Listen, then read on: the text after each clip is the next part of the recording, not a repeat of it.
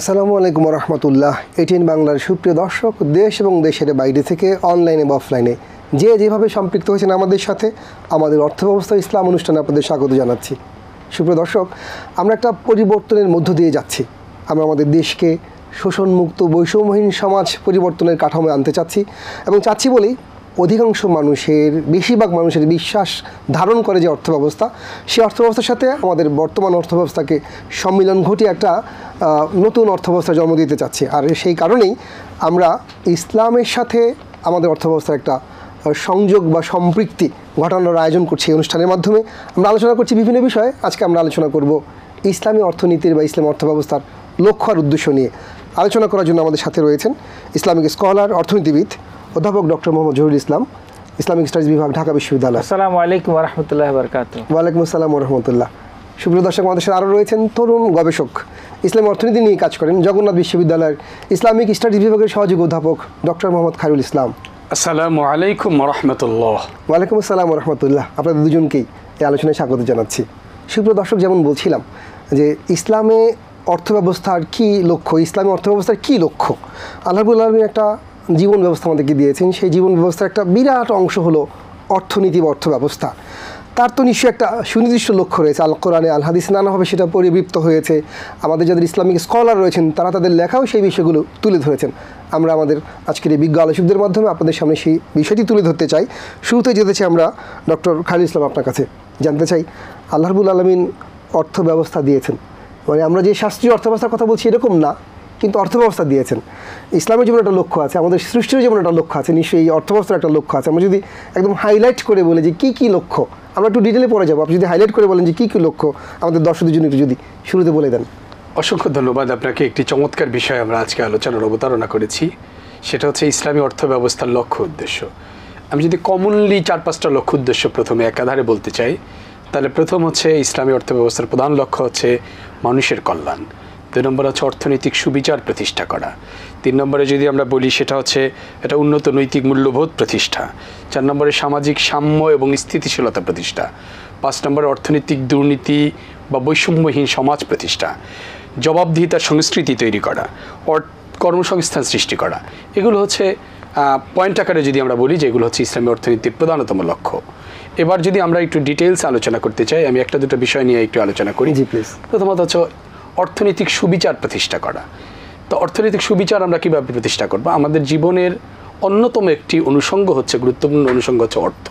অর্থ ছাড়া আমি আমার জীবনকে কল্পনাও করতে পারি না, আমি আমার জীবনকে পরিচালনা করতে পারি না। কারণ প্রত্যেক মুহূর্তে আমাকে রিজেকের দ্বারস্থ হতে হবে। আমি যদি রিজেক ঠিক মতো গ্রহণ করতে না পারি, আমি আমার ইবাদতও পরিচালনা করতে পারবো না। এবং ইবাদতের ক্ষেত্রে যে আমি রিজেক গ্রহণ করছি, সেই রিজেক যদি হালাল না হয়, আবার আমার ইবাদতও কবুল হবে না। তো অর্থনৈতিক সুবিচারের যে প্রশ্ন, পৃথিবীতে আমরা জানি যে 3 ধারার অর্থনৈতিক ব্যবস্থা আছে। একটাকে আমরা বলি পুঁজিবাদ, একটাকে বলি সমাজতন্ত্র, আরেকটাকে আমরা তার বিকল্প ইসলামী অর্থনীতি। যদিও ইসলামী অর্থনীতিকে আরও সরল করে বললে এটা হলো ইনসাফের অর্থনীতি, এটা হচ্ছে জাস্টিসের অর্থনীতি, এটাই হচ্ছে ইসলামী অর্থনীতি। তো পুঁজিবাদ কি বলছে? পুঁজিবাদ আমরা দেখি ব্যক্তিকে গুরুত্ব দেয়, ব্যক্তির স্বার্থকে সুরক্ষা করে, এবং ব্যক্তির স্বার্থকে সুরক্ষা করতে গিয়ে কখনো কখনো সমাজের বা গোষ্ঠীর স্বার্থকে জলাঞ্জলি দেয়, যেটা আমরা আমাদের বর্তমান সমাজে দেখতে পাচ্ছি যে কতিপয় ব্যক্তিকে গুরুত্ব দিয়ে আজকে আমরা সমাজের মধ্যে একটা বৈষম্যযুক্ত একটা সমাজ তৈরি করেছি। পক্ষান্তরে সমাজতন্ত্র যেটি করে সেটা আবার ব্যক্তিকে গুরুত্ব কম দেয়, সমাজকে গুরুত্ব বেশি দেয়, ব্যক্তির অধিকারকে ক্ষুণ্ণ করে। এবং এই দুটোর সমন্বয় বা এই দুটোর মাঝামাঝি একটা ব্যবস্থা হচ্ছে ইসলামিক অর্থনৈতিক ব্যবস্থা। এখানে ব্যক্তিকেও যেমন গুরুত্ব দেয়, সমাজকেও গুরুত্ব দেয়। ব্যক্তিকে যেমন সম্পদ উপার্জনের কথা বলে, সম্পদ সংরক্ষণের কথা বলে, সম্পদ বিনিয়োগের কথা বলে, তেমনি সেই সম্পদ সমাজের কল্যাণে ব্যবহার করবার কথাও বলে। তো এখানে আমরা যদি এইভাবে দেখি, প্রথমত হচ্ছে সম্পদ উপার্জনের ক্ষেত্রে ইসলামের সুনির্দিষ্ট কথা আছে। আল্লাহ রাব্বুল আলামিন কোরআনুল কারীমে বলছেন, ফাইজা কুদিয়াতিস সালাহ ফান্তাশিরু ফিল আরদি ওয়াবতাগু মিন ফাদলিল্লাহ, যে তোমরা যখন সালাত সমাপ্ত হয়ে যায় তখন তোমরা জমিনে ছড়িয়ে পড়ো, রিজেক অন্বেষণ করো, রিজেক তালাশ করো। অন্যত্র আল্লাহ ইবা বলছেন যে ফাবতাগু ইনদাল্লাহি রিজক ওয়াবুদুহু ওয়াশকুরুলা। প্রথমে আল্লাহ বলছেন যে তোমরা রিজেক খোঁজ করো, ওয়াবুদুহু, এরপর আল্লাহ বলছেন যে ইবাদত করো এবং শুকরিয়া আদায় করো। তাহলে আমার ইবাদতের পূর্বে আমাকে রিজেক অন্বেষণের কথা বলা আছে, কারণ ইবাদত করবার জন্য রিজেকটা একটা শর্ত। তো সেখানে আমি যেমন অর্থ উপার্জন যেমনটি করব, এবং আমার অর্থ এটা আমার কাছে কক্ষীভূত করব না, আমি এটা আমার কাছে পুঞ্জীভূত করে রাখবো না, তাইলে সুবিচার হবে না। আল্লাহ রাব্বুল আলামিন বলছেন যে ওয়াল্লাযীনা ইয়াকনিজুনা যাহাবা ওয়াল ফিদ্দা ওয়ালা ইউনফিকুনহা ফি সাবিলিল্লাহ ফাবাশশিরহুম বিআযাবিন আলীম। যারা ধন সম্পদ স্বর্ণরূপ্য এগুলাকে জমা করে রাখে, পুঞ্জীভূত করে রাখে, আল্লাহর রাস্তায় ব্যয় করে না, তাদের জন্য শাস্তি রয়েছে। তাহলে সম্পদ উপার্জন করে সেই সম্পদকে মানুষের কল্যাণে আমাকে ব্যয় করতে হবে। সম্পদ ব্যয়ের কথা কোরআনুল কারিমে অসংখ্যবার, ইনফাক ফি সাবিলিল্লাহ যেটাকে আমরা বলছি, ইনফাকের কথা বলছি, এই কথা আল্লাহ বারংবারই বলছেন যে অমিম্মা রাযাকনাহুম ইউনফিকুন ইয়া আইয়ুহাল্লাযীনা আমানু আনফিকু মিন তাইয়্যিবাতি মা কাসাবতুম। হে ঈমানদারগণ, তোমাদেরকে আমি যা দিয়েছি সেখান থেকে তুমি ব্যয় করো। এন্ড ব্যয় করলে এটার মাধ্যমে সুবিচারটা কিভাবে হবে? দেখুন, আমরা যে সম্পদ উপার্জন করি সেটা যদি আমরা বিনিয়োগ না করি, সেটা যদি আমরা ব্যয় না করি, তাহলে আমার সম্পদ শুধু আমার কাজেই লাগলো, সমাজের কাজে লাগলো না। কিন্তু আল্লাহ এটি চাচ্ছেন না। আল্লাহ জন্য বলছেন সূরা জারিয়াতের মধ্যে আল্লাহ বলছেন যে অফি আমওয়ালিহিম হাক্কুল লিসাইলি ওয়াল মাহরুম। তোমার সম্পদের মধ্যে সমাজের যারা অনাথ, সমাজে যারা দরিদ্র, সমাজে যারা অসহায়, তারা তাদের অধিকার আছে। এমন না যে আমি তাদের প্রতি করুণা করছি। আমরা অনেকে ব্যয়কে বা যাকাতকে এটা অনেক সময় করুণার দৃষ্টিতে দেখি এবং আমরা প্রচার প্রসার করে এগুলা বিতরণ করি, কিন্তু না, এটা তো করুণা না। এইটা আল্লাহ রাব্বুল আলামিন প্রথম হচ্ছে যাকাত তো আমার উপরে অবশ্য করতে হবে, এটা আমাকে দিতেই হবে। এর বাইরে আমি যদি দানও করি সেটাও এমন না যে অন্যের প্রতি করুণা, অন্যের প্রতি করুণা, বরং যিনি যাকাত দিবেন তার মধ্যে এই টেন্ডেন্সি থাকা উচিত যা আমি একজনকে দেওয়ার কারণে আমি আমার ইবাদতটা পালন করতে পারছি, তার মানে উনি আমার উপরে করুণা করেছেন। আমি যাকে যাকাত দিচ্ছি সে যদি না থাকতো বা তাকে যদি আমি যাকাত দিতে না পারতাম, তাহলে আমি আল্লাহর ইবাদত পালন করতে পারতাম না, বরং উল্টো করুণাটা তিনি আমাকে করছেন, আমাকে শাস্তি থেকে বাঁচাচ্ছেন। কিন্তু আমাদের অনেক সময় আমাদের যাকাত যারা দেন, যাকাত দাতাদের প্রবণতা বা যাকাত দাতাদের আচরণ দেখলে এমন মনে হয় যে ওই সমাজের ওই অসহায় মানুষগুলোর প্রতি মনে হয় উনি করুণা করছেন। আসলে এটা একটা ভুল বিষয়। তো এই জন্য প্রথম যে কথাটি আমি বলছি যে একটা অর্থনৈতিক সুবিচার, সমাজে বৈষম্যহীন। আমাদের সমাজে এখন দেখেন কিছু মানুষ আছে যারা হাজার হাজার কোটি টাকার মালিক, আবার এই সমাজে কিছু মানুষ আছে রাস্তায় ফুটপাতে থাকে, যাদের থাকার জায়গা নাই, যাদের পরের বেলায় কি খাবে সেই সংস্থান নাই, রিজিকের জন্য মানুষের কাছে হাত পাততে হয়। তো ইসলাম চাচ্ছে যে এমন একটা সমাজ ব্যবস্থা প্রতিষ্ঠা হোক যেখানে এই বৈষম্য থাকবে না। ধনীর সম্পদে গরিবের হক আছে এবং গরিব তার খেয়ে পরে বেঁচে থাকবার অধিকার আছে। এই দুইকে মিলে একটা ভারসাম্যপূর্ণ অর্থনৈতিক ব্যবস্থা প্রতিষ্ঠা করতে চাই ইসলাম, প্রথমত। 2 নম্বরে আমরা যেটা বলছি সেটা হচ্ছে ইসলামী অর্থনীতির আরেকটা অন্যতম প্রধান লক্ষ্য হচ্ছে অর্থনৈতিক অবিচার বা অর্থনৈতিক দুর্নীতি সমাজ থেকে দূর করা। আজকে দেখুন আমাদের সমাজকে যদি আমরা ঠিক এই সময় যদি আমরা সমাজের চিন্তা করি, আমাদের সমাজে নানান রকম অর্থনৈতিক দুর্নীতি বিরাজমান। বা আমাদের সমাজে আজকে যদি অর্থনৈতিক প্রধান যে সমস্যা যেটাকে আমরা বলি মূল্যস্ফীতি, এই মূল্যস্ফীতিটা কেন হচ্ছে? এটার পেছনে অন্যতম কারণ হচ্ছে আমাদের মধ্যে অর্থনৈতিক অসততা আছে। অসততাগুলো কি কি? প্রথমত হচ্ছে আমাদের মধ্যে এক ধরনের মজুদদারির মানসিকতা আছে। আমাদের মধ্যে ব্যবসায়ীদের মধ্যে অনেকেই আছে যে সম্পদ জমা করে রাখে মূল্য বৃদ্ধির জন্য। আল্লাহ রাসূল হাদিসে বলছেন মানে তাকারা তাআমান 40 ইয়াওমান ইউরিদু বিহিল আলা ফাকাদ বারিউম মিনাল্লাহ। আল্লাহ রাসূল হাদিসে বলছেন যে কেউ যদি খাদ্যদ্রব্য 40 দিন জমা রাখে এই উদ্দেশ্যে যে এটা দ্বারা সে মূল্য বৃদ্ধি করবে, সে মুনাফা করবে, অধিক দামে বিক্রি করবে, তাহলে সে আল্লাহর দায়িত্ব থেকে মুক্ত হয়ে যায়। তাহলে আমরা দুইটা বিষয় পাচ্ছি আপনার কথা থেকে। একটা হলো যে আর্থিক সুবিচার প্রতিষ্ঠিত হবে এবং অবিচার প্রতিরোধ করবে। আমরা যেতে চাই স্যার প্রফেসর ডক্টর জহিরুল ইসলাম আপনার কাছে জানতে চাই যে এই যে ইসলামী অর্থনীতির একটা অন্যতম লক্ষ্য আমরা জানলাম, একটা হলো আর্থিক সুবিচার প্রতিষ্ঠা করা, অবিচার প্রতিরোধ করা। দুইটা দিয়ে আমরা আসলে কী করতে চাই? আমরা মূলত পার্থিব কল্যাণ চাই, আমরা পরকালীন মুক্তি চাই। মানে আমরা যদি এইভাবে হিসেব করি যে ইসলামী অর্থনীতির লক্ষ্য হলো পরকালীন মুক্তি লাভ করা, তাহলে আমরা বিষয়টাকে কীভাবে বিশ্লেষণ করবো? মানে পরকালীন মুক্তি অর্জন করবার ক্ষেত্রে ইসলামী অর্থনীতি তাহলে কীভাবে কাজ করবে? জি ধন্যবাদ। পরকালীন মুক্তি আমাদেরকে কাজ করবে এই প্রসঙ্গটার আগে আমরা আরেকটা বিষয় আসি। ইসলামী অর্থনীতির আরও কিন্তু কিছু লক্ষ্য উদ্দেশ্য আছে। আমরা আসলে খুব কম সময়ে বলতে গেলে এটা আসলে সংক্ষিপ্ত বলতে হবে, সব শেষ করা যাবে না। ইসলামী অর্থনীতির কিন্তু আরও লক্ষ্য হচ্ছে যে সম্পদের আবর্তন করা, ধনীদের মধ্যেই শুধু যাতে সম্পদগুলি পুঞ্জীভূত না থাকে, এটা কিন্তু ইসলামের অর্থনীতির অন্যতম লক্ষ্য, যেটা সার্কুলেশনটা। যেমন আমরা দেখি যে সারা বিশ্বের মধ্যে যে 5% লোকের কাছেই হচ্ছে সারা বিশ্বের 95% সম্পদের মালিকানা। তার সম্পদ কিন্তু আবর্তিত হচ্ছে না, যে পুঁজিপতি তার কাছেই সম্পদগুলি আবর্তিত হচ্ছে, আর দরিদ্র থেকে যাচ্ছে, দিন দিন সে আরও দরিদ্র হচ্ছে। এবং এর মধ্যে সুষম বন্টন কিন্তু হচ্ছে না। এবং ইসলামী অর্থনীতির অন্যতম একটা লক্ষ্য হচ্ছে সুষম বন্টন করা এবং বিলাসিতা, অপচয়, কৃপণতা, এগুলি অপব্যয় সবগুলিকে পরিহার করা। এবং এটাও কিন্তু ইসলামী অর্থনীতির লক্ষ্য। এবং মানুষকে যে তার জীবন জীবিকার যে অন্যতম স্ট্যান্ডার্ড মেনটেন করে সে চলতে পারে, এটার যাবতীয় ব্যবস্থা কিন্তু ইসলামী অর্থনীতি দিয়েছে। এই জন্য ইসলামী অর্থনীতি ব্যবস্থা আমরা দেখি যে জাকাতকে অন্যতমভাবে একটা নামাজের সাথে গুরুত্ব দেওয়া হয়েছে, এবং জাকাত ব্যয়ের জন্য 8টা খাত ফিক্সড করে দেওয়া হয়েছে। 8টা খাত কিন্তু অনেক বড় খাত। আমরা জানি যে একটা ইন্নামা সাদাকাতুল লিল ফুকারা ওয়াল মাসাকিন ওয়াল আমিলিন আলাইহা, অনেক বড় একটা, যেখানে 8 প্রকার ব্যক্তিকে, যেখানে জাকাতের খাত থেকে তাদেরকে স্বাবলম্বী করার কথা বলা হচ্ছে। এবং দেখি আমরা কিছু সময় রাসূলের পরবর্তী যুগে কিছু খেলাফতের সময় যে এমন সময় এসছিল যে জাকাত দেওয়ার মতো লোক কিন্তু তখন ছিল না, জাকাত গ্রহণ করার মতো লোক পাওয়া যায়নি। তাহলে এই যে তাদের যে অবস্থাটা তৈরি হয়েছে, এটা কীভাবে তৈরি হয়েছে? এটা কিন্তু ইসলাম আস্তে আস্তে ক্রিয়েট করতে করতে এক সময় তৈরি করেছে যে এই সাহাবীরার প্রথম দিকে যারা এত নিঃস্ব, যাদের পরনের কাপড় পর্যন্ত ছিল না, খাবার ছিল না, তাদের সমাজেই এমন একটা সমাজ পরিবর্তন হয়ে গেল বিপ্লবীভাবে যে জাকাত গ্রহণ করার মতো মানুষ সেখানে পাওয়া যাচ্ছিল না। এবং ইসলাম কিন্তু অন্যতম একটা বিষয় এখানে দিয়েছে, হালাল হারামের বিধান, যেটা প্রসঙ্গটা আসছে, এটা নীতিমালার মধ্যেও আসছে। আমাদের সমাজের মূল সমস্যা হচ্ছে আমাদের সমাজের বেশিরভাগ লোক যদি হারাম ইনকামের দ্বারা অভ্যস্ত হয়ে যায় এবং ইনকামে সে করতে থাকে, তাহলে তার ক্রয় ক্ষমতার উপর নির্ভর করেই কিন্তু দ্রব্যমূল্যের স্তরটা নির্ধারণ হয়ে যাবে। এবং দেখা যাবে যে অসৎ বিক্রেতা ওই সমস্ত ক্রেতার অপেক্ষায় বসে থাকবে যে কোনো দাম করবে না, যা দাম বলবে তাই দামে কিনে নিয়ে নিবে, এবং দামটা অনেক বেশি স্তরে পৌঁছে যাবে।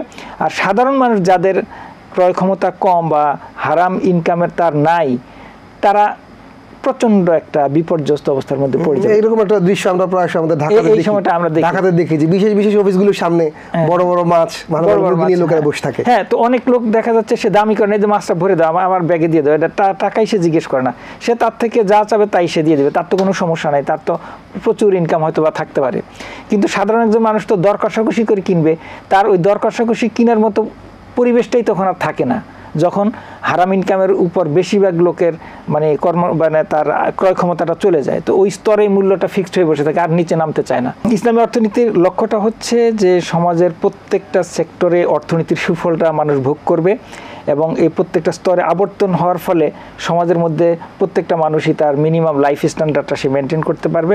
এবং এজন্যই কিন্তু বিলাসিতার কথা পরিহারের কথা বলা হচ্ছে এবং অপচয় রোধের কথা বলা হচ্ছে। আমাদের সমাজ দেখি অনেক মানুষ সম্পদের প্রাচুর্য, তার খরচ করার তার অনেক এবিলিটি, কিন্তু তার সেই সম্পদগুলি সে পুঞ্জীভূত করে রেখে দিচ্ছে, কিন্তু অনেক মানুষ খেতে পাচ্ছে না। আমরা সারা বিশ্বের যদি দেখে তাকাই, বিশ্বের অনেক ধনী দেশ আছে যাদের এখানে প্রচুর সারপ্লাস সম্পদ, খাদ্য এবং অন্যান্য সম্পদ, কিন্তু অনেক দেশ, আফ্রিকান অনেক কান্ট্রি, যারা মানুষরা খেতে পাচ্ছে না। এখানে সুষম বন্টন কিন্তু হচ্ছে না, এবং ইসলাম কিন্তু সুষম বন্টনের কথা বলছে, জাকাত ব্যবস্থার কথা বলছে। জাকাত ম্যানেজমেন্টের মাধ্যমে আমরা বাংলাদেশের মধ্যেই কিন্তু যে আমরা 5 থেকে 7 বছরের মধ্যেই কিন্তু দারিদ্র বিমোচন, কিন্তু আমরা অতি দারিদ্রতার থেকে আমরা উঠে আসতে পারি।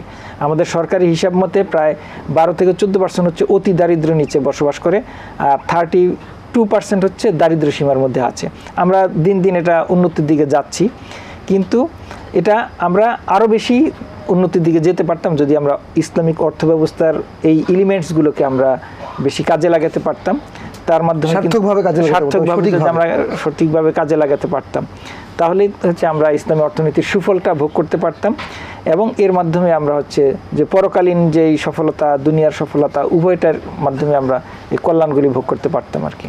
অনেক ধন্যবাদ ডক্টর জহিরুল ইসলাম। তাহলে আমরা যেই ব্যাপারটি বুঝতে পারলাম যে ইসলামী অর্থনীতি আমাদের পার্থিব কল্যাণে কাজ করে, পরকালীন কল্যাণেও কাজ করে, এটা অন্যতম লক্ষ্য। এবং আমরা আপনার মাধ্যমেও শুনলাম যে আমাদের দেশে যেহেতু একটা ইসলামী নয় এরকম অর্থব্যবস্থা চালু রয়েছে, এবং উপার্জনের ক্ষেত্রে হারাম উপার্জনের একটা প্রক্রিয়া আছে, ব্যয়ের ক্ষেত্রেও তাই আছে, ফলশ্রুতিতে বহুবিধ অর্থনৈতিক সমস্যা আমরা জর্জরিত রয়েছে। আমি ডক্টর খায়রুল ইসলাম আপনাকে দৃষ্টি আকর্ষণ করতে চাই, এই যে বহুবিধ আর্থিক সমস্যা আমাদের বাংলাদেশে রয়েছে, অর্থনৈতিক সমস্যা রয়েছে, এই সংকট উত্তরণের ক্ষেত্রে ইসলামের সাথে আমরা কীভাবে কাজ করব বা কীভাবে ভূমিকা পালন করবে ইসলামী অর্থনীতি? জি, ইসলামী অর্থনীতির এই প্রধানতম লক্ষ্য সেটাই হচ্ছে এই যে সমস্যাগুলো আছে, এই সমস্যাগুলো দূরীভূত করা। বর্তমানে বাংলাদেশের প্রেক্ষাপটেই যদি আমরা দেখি যে আমাদের অর্থনৈতিক সমস্যাগুলো কী, এর মধ্যে প্রধানত হলো মূল্যস্ফীতি। মূল্যস্ফীতিটা কি? যে আমরা আমাদের সাধারণত মূল্যস্ফীতি যেভাবে হিসাব করি যে একটা পণ্যের মূল্য গত বছর এই সময়ে কেমন দাম ছিল, ঠিক সেই পণ্যটা এই বছরে কেমন আছে। তো এইটার যে গড়টা সেটাকে আমরা বলি মূল্যস্ফীতি। তো এই যে দ্রব্যের দাম এত বৃদ্ধি হলো, এটার পেছনে আমরা সবসময় বলি, একটা কথা বলি যে আমাদের ব্যবসায়ীদের মধ্যে সিন্ডিকেট এবং অসৎ মানসিকতা। তো ইসলাম সেই জায়গাটাতেই ফোকাস করতে চায়। ইসলাম ব্যবসা বাণিজ্যকে অত্যন্ত গুরুত্ব দেয় এবং ব্যবসায়ীদেরকে আল্লাহ রসুল হাদিসে বলছেন যে আত্মাজিরু সদুক মান নবিয়িন ওয়া শুহাদা, যে যারা সৎ ব্যবসায়ী তারা কিয়ামতের দিন নবীদের সাথে থাকবে, শহীদদের সাথে থাকবে। তো সৎ ব্যবসাকে যেমন ইসলাম গুরুত্ব দেয়, ওইটা আপনি বলতে পারি ওই যে জীবিকার 10 ভাগের 9 ভাগ। হ্যাঁ, মানে জীবিকার 10 ভাগের 9 ভাগই ব্যবসার মধ্যে রয়েছে। এটাও যেমন একটা বিষয়, ঠিক তেমনি ব্যবসায়ের মধ্যে যারা এই অসততা করে, আল্লাহ রসুল সাল্লাল্লাহু আলাইহি ওয়াসাল্লাম হাদিসে বলছেন নাহা রাসূলুল্লাহ সাল্লাল্লাহু আলাইহি ওয়াসাল্লাম বাইউল গরার। এই গারার শব্দটা একটা ব্যাপক অর্থবোধক। এই গারার মধ্যে এমনও আছে, যেমন ধরেন আমরা একটা পণ্য বিক্রি করি, সাপোজ পণ্যটা হলো আমার বাংলাদেশেই তৈরি, আমি বললাম যে এই পণ্যটা মেড ইন ইতালি বা পণ্যটা মেড ইন ইউএসএ। এটা তো আমাদের মধ্যে এই প্রবণতা আছে অনেকের মধ্যেই। তো সুতরাং এটা একটা গারার। এরপরে 2 নম্বরে আরেকটা গারার হইলো আমাদের ব্যবসায়ীদের মধ্যে অনেকেই আমরা দেখি যে আমরা বাজারে গেলে, আমি সাধারণত এই কথা বলি যে প্রথমেই অনেক বিক্রেতা আগেই বলে যে ভাই এটা এত দামে কিনে নিয়ে এসেছি। আমি অনেক সময় অনেককে বলি ওই কথা যে ভাই আপনি কত দামে কিনেছেন এটা আমি জানতে চাই নাই, আপনি কত দামে বিক্রি করবেন। কারণ ওই যে উনি যা বলছে যে আমি এত দামে কিনে এনেছি, ওখানে উনি একটা মিথ্যার আশ্রয় নিচ্ছেন এবং ওই মিথ্যার আশ্রয় নেওয়ার কারণে ওনার পুরো ব্যবসাটাই হারাম হয়ে গেল, ওনার উপার্জনটা হারাম হয়ে গেল, ওনার ইবাদত তো কবুল হবে না। অথচ উনি কিন্তু হালালভাবেই ওই পণ্যটা আমার কাছে লাভে বিক্রি করতে পারে, ইসলাম সেই স্পেস তাকে দিয়েছে, কিন্তু উনি সেখানে প্রতারণা করলো। উনি আমার সাথে শুরুই করলো মিথ্যা দিয়ে। আল্লাহ রসুল হাদিসে কি কত, আল্লাহ রসুল সাল্লাল্লাহু হাদিসে বলেছেন যে মান গাশশা ফালাইসা মিন্না, যে প্রতারণা করে সে আমার উম্মত নয়। তাহলে আমরা যারা ইমানদার, আমাদের এই দেশে যারা ব্যবসা বাণিজ্য করে বা আমরা যাদেরকে সিন্ডিকেটের কথা বলি, এরা সবাই তো আমরা ইমানদার এবং আমরা প্রত্যেকেই পরকালে বিশ্বাস করি। তাহলে আমি যদি পরকালে বিশ্বাস করি, আল্লাহ রসুলের এই হাদিস অনুযায়ী তো আমি আল্লাহ রসুলের উম্মতই না, মানে আল্লাহ রসুলের উম্মত থেকে আমি বের হয়ে গেলাম, তাহলে আমার তো পরকালীন জীবন অত্যন্ত অন্ধকার, কঠিন সংকটের মধ্যে পড়ে যাচ্ছি। এই একটা ছোট্ট মিথ্যার আশ্রয়। এরপর ওজনে কম দেয়া, দেখেন আমাদের এখানে এই প্রবণতা তো ব্যাপক হারে ওজনে কম দেয়া, পণ্যের ভেজাল। উপরে আমি একটা পণ্য বিক্রি করলাম, আমি অনেক সময় আমি বাজারে সবজি বা ফল কিনতে গেলে অধিকাংশ সময় প্রতারিত হই। উপর থেকে যেগুলো কিনি সেগুলো দেখি খুবই ভালো, বাসায় গিয়ে দেখি যে নিচে 2-1টা মধ্যে সংকট আছে। তাহলে এই যে আমি ভেজাল দিলাম পণ্যের, হ্যাঁ, তারপরে ওজনে কম দিলাম। সূরা মুতাফফিফিন একটা সূরার নাম এবং এই সূরা আল্লাহ রাব্বুল আলামিন শুরু করেছেন ওয়াইলুল লিল মুতাফফিফিন আল্লাযীনা ইযা ক্তালু আলান নাসি ইস্তাওফুন ওয়া ইযা কালুহুম আও ওয়াজানুহুম ইউকসিরুন, যে এরা ওজনে কম দেয়, এরা ধ্বংস তাদের জন্য। তো এই বিষয়গুলো। এরপরে আছে অসৎ পথে উপার্জন। আমাদের সমাজে যেটা এখন অর্থনৈতিক যে সংকট, এই সংকটের অন্যতম যেটা আমাদের শ্রদ্ধেয় ডক্টর জহিরুল ইসলাম স্যারও কিছুটা বলেছেন যে আমাদের মধ্যে আজকে একটা বৈষম্যযুক্ত সমাজ তৈরি হয়েছে। কেন তৈরি হয়েছে? যে আমাদের এখানে অনেকের কাছে এত পরিমাণ সম্পদ আছে যে সে ব্যয় করার জায়গা পাচ্ছে না। আবার এই সমাজে এমন কিছু মানুষ আছে যে তার প্রয়োজনীয় চাহিদা মেটাবার মতো সম্পদও তার কাছে নেই। তো এটা কেন হয়েছে? এটা হয়েছে যে সম্পদ উপার্জন করতে ইসলাম কোনো লিমিটেশন আমাদের উপরে আরোপ করে না যে আমি এত সম্পদ উপার্জন করতে পারবো না, কিন্তু প্রক্রিয়া যদি হালাল হয় তাহলে আমি ব্যয় করতে গেলে কিন্তু আমাকে চিন্তা ভাবনা করেই ব্যয় করব।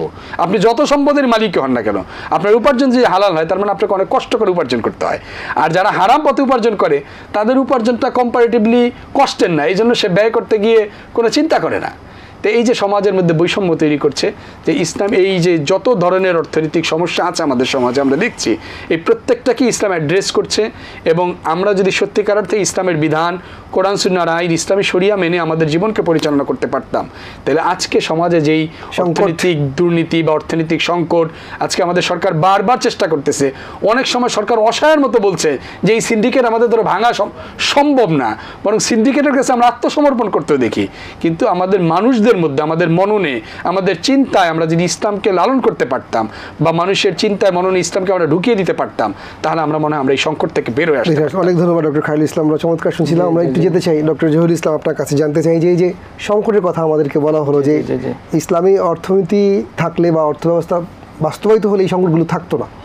তখন একটু আমরা জানতে চাই যে লক্ষ্যগুলো আমরা ইসলামী অর্থনীতির বললাম, সেই লক্ষ্য অর্জন করতে গেলে আমরা রোডম্যাপটা কী দেবে, বাংলাদেশের পথটা কী হবে, পদ্ধতিটা কী হবে? জি, ধন্যবাদ আপনাকে। রোডম্যাপটার ক্ষেত্রে আমি প্রথমে আসি আসলে মাইন্ড সেটআপটা তৈরি করা, মানুষের মনের মধ্যে যে দ্বৈত জবাবদিহিতা, যে একটা জবাবদিহিতা মানুষের কাছে বাহ্যিকভাবে থাকবে দুনিয়ার শৃঙ্খলার জন্য, আরেকটা জবাবদিহিতা আমার পরকালে আল্লাহ তাআলার কাছে থাকবে। আমরা দেখেন রমজান মাসে কিন্তু আমরা যখন দিনে খাদ্য গ্রহণ করি না, গোপনেও করার আমার সুযোগ আছে, কিন্তু আমি কিন্তু করি না, যে জানি আল্লাহ দেখে ফেলবেন। তা আমি এই চিন্তাটা যদি আমার অর্থনীতির সকল ক্ষেত্রে করি, যে আমি খাদ্যে ভেজাল মেশাচ্ছি, আল্লাহ কিন্তু দেখে ফেলতেছে, আমি যে লোকের সাথে চিটিং করতেছি আল্লাহ দেখে ফেলতেছেন, বা আমি এখানে সম্পদে মাপে কম দিচ্ছি, আমি একটা ভেজাল পণ্য বিক্রি করতেছি, আল্লাহ দেখে ফেলে, আমরা কিন্তু ওই চিন্তাগুলি করি না। এবং এই জন্যই কিন্তু আমাদের স্পিরিচুয়াল ডেভেলপমেন্টটা দরকার। আমাদের শিক্ষা ব্যবস্থার প্রত্যেকটা স্তরে ইসলামী অর্থব্যবস্থার যে গুরুত্ব, এই অংশগুলি থাকা উচিত, যাতে মানুষ ইসলামী অর্থব্যবস্থার সুফলটা বুঝতে পারে এবং এটার বাস্তবায়নের ক্ষেত্রে আস্তে আস্তে রাষ্ট্র বিভিন্ন পদ্ধতিতে বৈষম্যের যে এলিমেন্টসগুলো, যেই সমস্ত কারণে বৈষম্যগুলি তৈরি হচ্ছে, এই এলিমেন্টস বা উপাদানগুলি আস্তে আস্তে সে কমিয়ে ফেলতে পারে এবং এক্ষেত্রে সুবিচার প্রতিষ্ঠা করতে পারে। এবং জাকাত ম্যানেজমেন্ট, এখানে আমরা 90% মানুষ হচ্ছে মুসলমান, তো এখানে কিন্তু জাকাত সরকারি কয়েকটা হিসাবে এবং বেসরকারি কিছু হিসাবে আমরা দেখলাম যে বাংলাদেশে প্রায় 40 থেকে 50 হাজার কোটি টাকা জাকাত কালেকশন হওয়া সম্ভব পার ইয়ার, এবং কোনো কোনো হিসাবে এর চেয়ে বেশিও তারা শো করেছেন। তাহলে এর মাধ্যমেই কিন্তু যদি আমরা এই দারিদ্র বিমোচন এবং বিভিন্ন কর্মসূচি নেওয়া যায় ইসলামের বিধান অনুযায়ী, তাহলে কিন্তু এখানে দারিদ্র বিমোচন এবং সমাজের অর্থনৈতিক সংকটগুলি আমরা মোকাবেলা করতে সক্ষম হব এবং আস্তে আস্তে দেখা যাবে যে আমরা ওই অতি দারিদ্র অবস্থা থেকেও আমরা আস্তে আস্তে চলে আসতে পারবো। এবং রোডম্যাপের মধ্যে সরকার কিন্তু এগুলি সহজভাবে নিতে পারে। ইসলাম যে কমন কনসেপ্টগুলো দিয়েছে, যে সুষম বন্টন করা, তারপরে হচ্ছে মানুষের মধ্যে যে অন্যায় অবিচার এবং অর্থনৈতিক অবিচার, এসবগুলিকে আস্তে আস্তে যদি রোধ করতে পারে। এর মধ্যে কিন্তু ইসলাম আরেকটা জিনিস নিষিদ্ধ করেছে, যে সুদ। কারণ সুদের সাথে পুঁজিবাদের একটা অঙ্গাঙ্গিভাবে একটা সম্পর্ক রয়েছে, কারণ সুদ এবং পুঁজিবাদ একজনের রক্ষক এবং এর মাধ্যমেই সম্পদের বৈষম্যগুলি তৈরি হয়। এবং আমরা বাংলাদেশে দেখতে পাচ্ছি যে এখন ইসলামী ব্যাংকিং ব্যবস্থা চালু হয়েছে, অনেকগুলি ব্যাংক ইসলামী ব্যাংক এবং অনেকগুলি জেনারেল ব্যাংকে ইসলামী ব্যাংকিং ব্রাঞ্চ খুলেছে, ইসলামিক ইন্স্যুরেন্স, ইসলামিক কোম্পানি শুরু হয়েছে। সুতরাং ইসলামিক অর্থনীতির ধারা কিন্তু চালু হয়ে গেছে আমরা বলতে পারি, এবং আস্তে আস্তে এটা যদি আরও বিস্তৃতি লাভ করে তাহলে আমরা এটার সুফলটা সমাজের প্রত্যেকটা সেক্টরে ভোগ করতে পারবো আশা করি। ধন্যবাদ প্রফেসর ডক্টর জহিরুল ইসলাম, ধন্যবাদ ডক্টর খায়রুল ইসলাম। সুপ্রিয় দর্শক, আমরা একটা চমৎকার আলোচনা শুনছিলাম, প্রাণবন্ত আলোচনা, যেখানে আমরা জেনেছিলাম যে ইসলাম যে অর্থনীতি আমাদেরকে দিয়েছে, অর্থ ব্যবস্থা দিয়েছে, সেই অর্থনীতি ছায় আমরা সমৃদ্ধ হই দুনিয়াতে এবং মুক্তি পাই পরকালে। এবং সেই ক্ষেত্রে আমাদের আলোচকরা চমৎকার বলেছেন যে আমরা সালাত আদায়ের ক্ষেত্রে, জাকাত আদায়ের ক্ষেত্রে যেমন ফিল করি যে আল্লাহ রাব্বুল আলামিন আমাদেরকে দেখছেন, আমরা তাশাহুদ পড়ার সময় ফিল করি, আমরা হজের সময় ফিল করি, আমরা অর্থনৈতিক কর্মকাণ্ডগুলোর ক্ষেত্রে যদি সেই ফিলটা আমাদের মনের মধ্যে লালন করতে পারি, ধারণ করতে পারি এবং এই চিন্তা সবসময় বুঝতে পারি যে আল্লাহ আমাদেরকে দেখছেন, তাহলে আমাদের সালাতের মতো, জাকাতের মতো, আনুষ্ঠানিক ইবাদতের মতো আমাদের অর্থনৈতিক কার্যক্রমগুলো সুন্দর হবে। এবং আমরা যদি নিজেরা এটা ধারণ করে আমাদেরকে সুন্দর করে ফেলতে পারি, তাহলেই সমাজ সুন্দর হবে। আমরা প্রায়শই বলি যে এই সমাজে কাজ করবার সুযোগ নেই, এটা একটা নির্জলা মিথ্যা কথা।